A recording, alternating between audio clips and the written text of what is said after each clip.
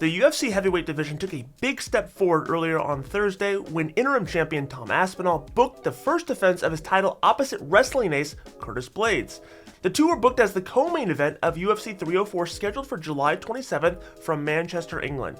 In a series of tweets, Jon Jones reacted to the interim title booking and labeled it an official #1 contender spot, dismissing any bit of the bout's credibility as a championship fight. In addition, Jones revealed November 9th as his planned return date, which hasn't even yet been announced by the UFC. Jones' tweets actually offer a lot of clarity as to how the heavyweight division will move forward if both bouts go through as planned.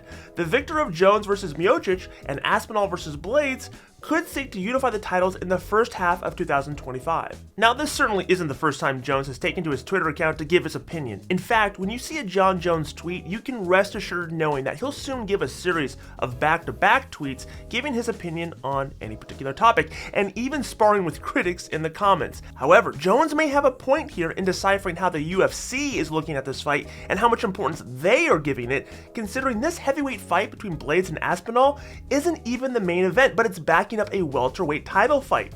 What do you guys think? Is Jones right to laugh off this bout? After months of speculation, Dana White has finally confirmed that UFC 304 in Manchester will feature both British champions, and for the first time in recent memory, both the main and co-main events will be rematches, albeit this time with two shiny gold belts on the line. Sharing his reaction via his official YouTube channel, Tom Aspinall celebrated the announcement, even though the title fight isn't an undisputed one against the current champion, Jon Jones. Champion Islam Makhachev is open to stepping into the octagon for a fight with Conor McGregor. Do these guys not understand that this is Dustin Poirier? This guy is still very, very dangerous. And Dustin Poirier, he just finished Conor twice. He beat a lot of guys. So why you say he finished Conor twice, brother? Everybody can finish Conor 10 times. Right now, why not? Okay. So after Dustin, you finish Conor if Conor wants. Why not, brother? I will.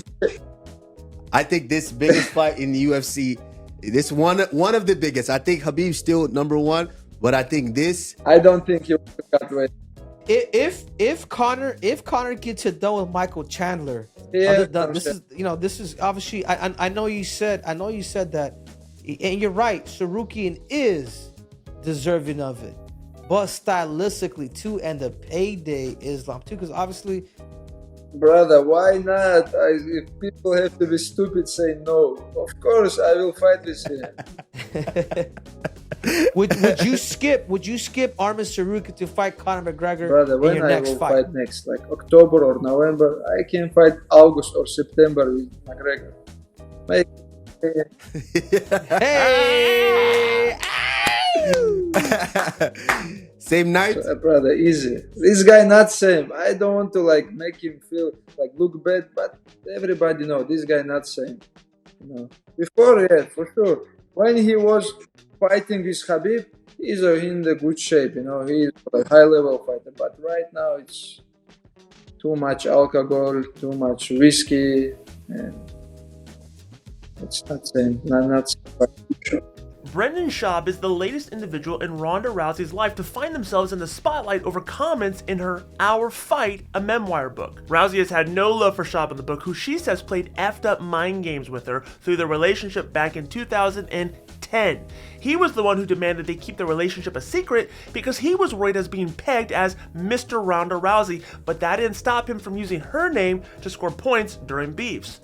In a new episode of The Fighter and the Kid, Schaub addressed Rousey's comments and suggested the relationship wasn't the cause of turmoil in Ronda's life. Ronda Rousey, apparently you're in her new memoir.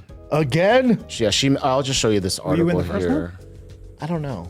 My ex thrived on playing the mind games with me when I had a fight coming up, and instead we hide that we were dating so he wouldn't be labeled Ronda Rousey's boyfriend. Hold on. By mind games, I mean maybe going MIA, just not.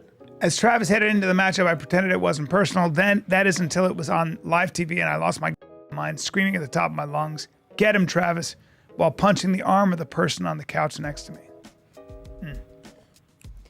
That's fair. How's this news in a book? Yeah, I'd be. I mean, it just started popping up like crazy today. Really? Yeah. Didn't the book come out like a month ago though? I don't even know, dude. To be honest. How's this news? What do we date? 14, 13 years ago? When Travis knocked him out at the end of the first round, I didn't think. TKO, to be fair. Yeah, that was true. That's true. It was TKO. Ground and pound. Yeah. Okay, first lie. Keep going. Yeah. I didn't think it'd get any more gratifying. My ex covered up on the ground while Travis pounded away on him. The referee waved the match over. Then Travis towering over the crumpled, semi-conscious body of it my wasn't ex. unconscious Hold and on. also wasn't crumpled. I was in downward dog, okay?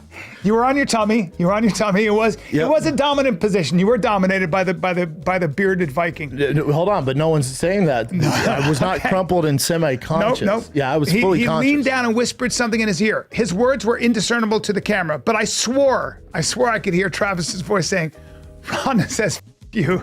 That's pretty good. That's pretty good. Ronda! That never happened. No. No. But he did whisper in your ear. I don't know what he said, but I remember him looking there, whispering, and I don't think you could hear it. I don't know what happened. I'll say this. If I wrote this is the difference. If I wrote a book, she would not be in my book.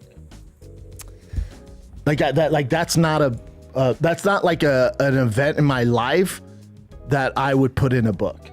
Well, I think you always said, I've never heard you say anything but really great Love her. things about her. Love her. Have no issues with Travis. I think that's important. I think now the way the media treats her, I think is not fair, but some of it's justified by the way she treated the media and, some of the comments she's made.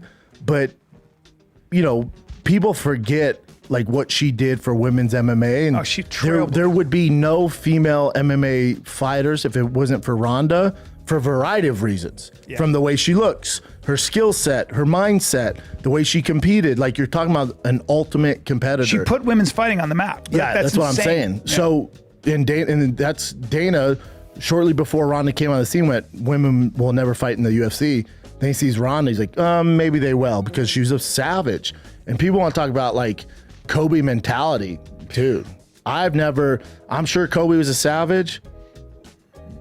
There should be Ronda mentality. Yeah. Like savage. Well, I remember you always looked up to her in a way, like just her mindset and her winning. Yeah, savage. But again, I'll say this, like if I write a book, which eventually I'm sure I will, that and this isn't a knock on her. Maybe, I don't know what the book's about. Maybe if it's like love interest and her past relationships, then that makes sense. I'm in the book. But like my book, her and Travis wouldn't be a highlight of my life. It's just not, that wouldn't make my book. Rousey recently signed a deal to develop her 2 memoirs into a movie. What do you guys think? Do you think Schaub will make the cut? For some reason, we have our doubts. But tell us what you think below. UFC commentator Joe Rogan is unimpressed with the current rules of MMA, which favors strikers over grapplers in his educated opinion. Rogan is no stranger to suggesting unusual rule changes for fighting. For years, his pet cause has been combat sports on a football field. I also think they should be fighting on a football field, he told Paul Felder on his podcast back in February of 2023. F that cage. The cage gets in the way. If you can play basketball on a court, why can't you have an MMA fight on a court? Now, obviously, Rogan is stumping for the wrestlers and jiu-jitsu fighters in the UFC who struggle with the rules that stop them from getting on top of their opponents and riding their way to an easy decision win. He shared these thoughts with MMA legend Royce Gracie in the latest episode of his podcast. Are these rule changes, are they progress or are they regression? Of course, we know where Joe Rogan stands, but let us know what you think in the comments down below.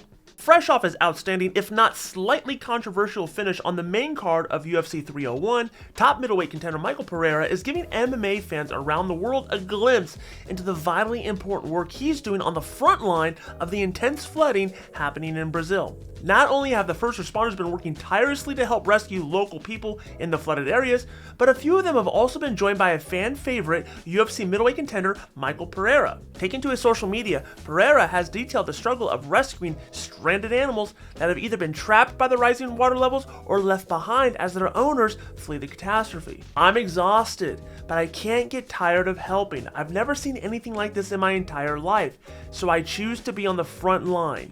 We are with you, Rio Grande. If Pereira wasn't already a fan favorite and a star in the UFC, his actions in helping those less fortunate will see him become a truly beloved name in the sport. Joaquin Buckley is in the news again today, this time for unusual reasons, because he confirmed that he turned down a fight against Ian Garry, and his reasoning was interesting. They called you about Ian Garry? Yeah, they did. See, I declined that one though, but I got no. So I got back offers though. So there's another offer that I'm still talking about. So obviously, we still in talks and into details, but it's just things are moving along as they should, right? It's getting to the point where I don't have to hunt down fights anymore. They come in and they want me to fight. They want me to market myself, and they want to push me even further to get these headliners. So I just feel blessed to be where I'm at right now. And we up right now. Yes. You denied Ian Garry? That's a I fact. definitely deny. I ain't want to catch no hurt. Yeah, I'm good. Why? Yeah, man, my man be having a little pop-up. Because I like to wrestle now. I like to wrestle now. Yes, sir. Yes, sir. What did you say? Your manager hit you and you're just like, straight up nah? Yeah, I mean, the time wise, like, bro, I just did two literally back-to-back fights. I was good. I was like, let me chill out for a minute. But I got another offer that is, a little bit more lengthy in time for me to prepare and get it ready. But it's also a better matchup. It's a better fight as well. And a bigger name, in my opinion, than Ian Garry. All right. Yeah. So they heard you calling out McGregor. They're like, we'll give you the young McGregor. Right. Yeah, I mean, I see it, but like I said, that fight doesn't do anything for me, in my opinion, right? Ian Garry is the type of fighter, unfortunately, like now he's hungry for it, right? He's trying to get back out there. He's trying to find these opponents, but he's just not that dude, to me, in my opinion. So when you talk about his style of fight, he's not fun to watch, in my opinion. He's not exciting, and the way that he promotes his fights as well is kind of lame and it's kind of dried out. So yet again, he doesn't do anything for me when it comes to actually moving towards that title, in my opinion. But the person I'm gonna fight next definitely will. The denying fights gets a bad rap a little bit, but like when you say that, I kind of respect it. And you got to navigate your own career. Like they will throw you these names, but it's up to you to kind of navigate your career the best way possible. So right. If you don't like how a guy promotes himself and you don't want to be a part of that, and you've been hustling, you've been working. Yeah. So I feel like with those kind of things being said, you deserve to call your shot a little bit. Ain't nobody say I'm ducking or dodging anybody. Right, that's what I'm saying. At one point, I did want to fight, right? But regardless, though, like I didn't already put in my footwork. I'm 9-4 within the promotion. I'm 4-0 as a welterweight now. It's just like, and then like I said, the timing wise, that's really what it is. It's the timing wise. Like you done had all this time to prepare, and I'm coming off of 2 camps back to back. Like nah, that's not how that works, So, but at the end of the day, I feel like this is my opportunity where I can pick and choose how I want to in order to get to that belt. Because I done did all my footwork that is necessary in order to take my call. Belal Muhammad is set to face Leon Edwards for the UFC welterweight title at UFC 304 in Manchester. The two fighters are competitively matched, with Muhammad's unbeaten streak at 10 fights and Edwards' unbeaten streak at 14 bouts. UFC boss Dana White confirmed the news on social media, stating that Edwards is on a 13-fight unbeaten streak and Muhammad is on a 10-fight winning streak. Muhammad has fought in the UFC since his 10th bout. The upcoming showdown will be a rematch of sorts, with Edwards' UFC championship on the line. The last time the two fought was 3 years ago, after which Belal asked for a rematch. Let's take a look at the top 3 comments left on yesterday's video. Rival Content says, when Phil Davis was hot and the contender, Jones and Data cherry-picked around him for Gustafsson. It was absolute BS, there's no mystery here.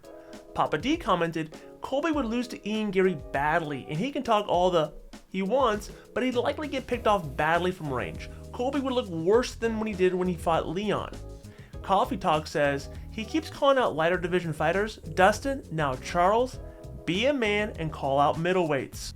You want to have your comment read on tomorrow's video? Simply comment down below, let us know what you think, good, bad, or indifferent. We'll highlight the top 3 comments and read them on the next video. And that does it for today's news, but make sure you're subscribed to the channel, like this video, hit the bell notification so you get notified every time we drop a new video, and in case you missed it, check out yesterday's news.